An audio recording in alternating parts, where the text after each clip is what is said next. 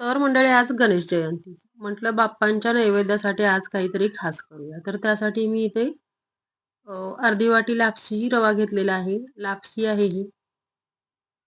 पाववाटी चणा डाळ घेतली आहे. पाववाटी तांदूळ घेतले. तांदूळ इंद्रायणी घेतलेले आहेत. सुगंध खूप छान येतो तांदळाला. सगळं एकत्र करायचं आणि व्यवस्थित 2-3 पाण्याने स्वच्छ धुवून घ्यायचं. सगळं पाणी काढून चांगलं पाणी घालायचं आणि एक अर्धा पाऊण तासासाठी याला भिजत घालायचं. नंतर याला एका कुकरच्या भांड्यामध्ये घालायचं किंवा डायरेक्ट कुकरमध्ये घातलं तरी सुद्धा चालेल. 2 ते 2.5 वाटा पाणी घालायचं, चिमूटभर मीठ घालायचं आणि छान शिजायला घालायचं.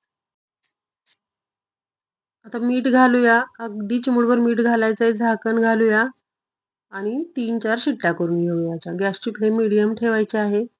पाणी जर आटलं तर पटकन करपलं जातं. आता 3-4 शिट्टीनंतर बघा हे इतकं छान शिजलंय.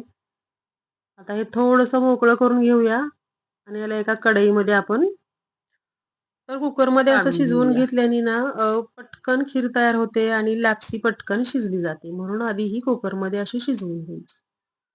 तर हे सगळं मिश्रण कढईमध्ये काढलंय. आता याच्यामध्ये जाणार आहे अर्धा लिटर दूध.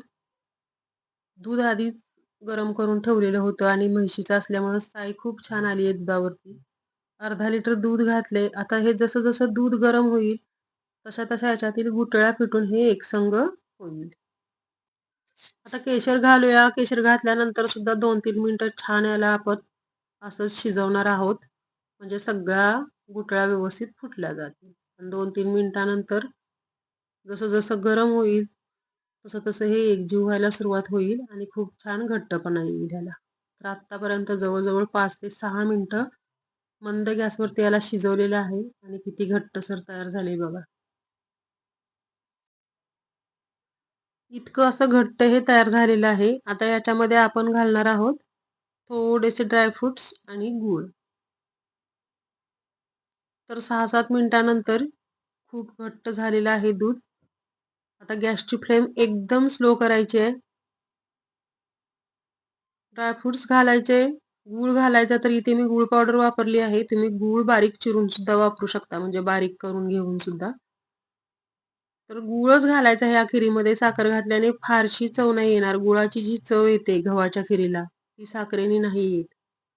तर गूळ घालायचा, व्यवस्थित मिक्स करून घ्यायचं आणि परत एक 2-3 मिनिटं ह्याला छान मंद गॅसवरती शिजू द्यायचं.